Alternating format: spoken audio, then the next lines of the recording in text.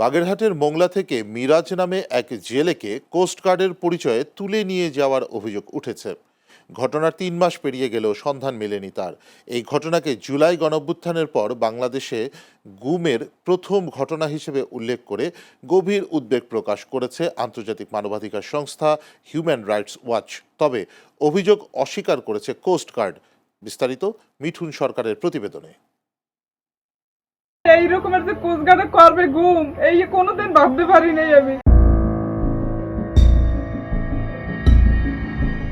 ৩০ বছর বয়সী নিখোঁজ মিরাজ শেখ পেশায় একজন জেলে। গ্রামের বাড়ি সুন্দরবন সংলগ্ন মোংলার জয়মনি গ্রামে। পরিবারের পক্ষ থেকে বলা হয়েছে 10 এপ্রিল রাতে কোস্টগার্ডের সদস্য পরিচয়ে কয়েকজন তাকে তুলে নিয়ে যায়। আন্তর্জাতিক মানবাধিকার সংস্থা হিউম্যান রাইটস ওয়াচ বলছে, মিরাজকে সর্বশেষ কোস্টগার্ডের হেফাজতে দেখা গেছে।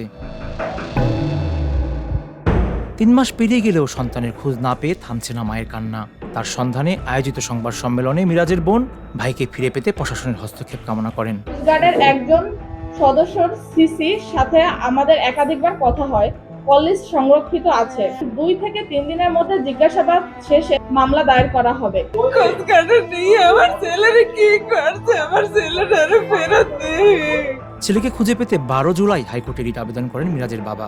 এরই প্রেক্ষিতে আইনশৃঙ্খলা রক্ষাকারী বাহিনীকে 15 দিনের মধ্যে নিখোঁজ জেলেকে খুঁজে বের করে আদালতে হাজির করার নির্দেশ দেওয়া হয়। হাইকোর্ট ডিভিশন আদেশ দিয়েছেন কোস্টগার্ড সহ অন্যান্য যারা এখানে বিবাদী আছেন তাদেরকে 15 কার্যদিবসের মধ্যে তাকে কোর্টে উপস্থাপন করার জন্য, অথবা তিনি কোথায় আছেন কিভাবে আছেন সেই তথ্য কোর্টের সামনে উপস্থাপন করার জন্য। তো এখনো আমরা হাইকোর্ট ডিভিশনের যে রায়ের প্রেক্ষিতে কোস্টগার্ড আদালতে এসে কোনো বক্তব্য দেননি বা কোনো জবাব দাখিল করেন নাই।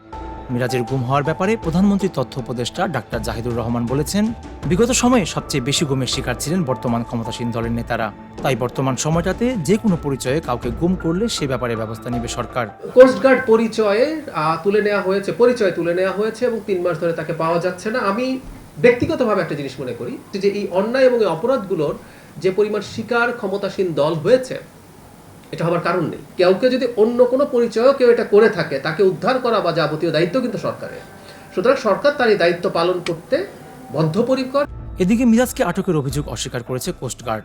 আইনের প্রতি শ্রদ্ধাশীল জানিয়ে কোস্টগার্ডের জনসংযোগ কর্মকর্তা জানান, এই ঘটনায় আদালতে জবাব দেবেন তারা।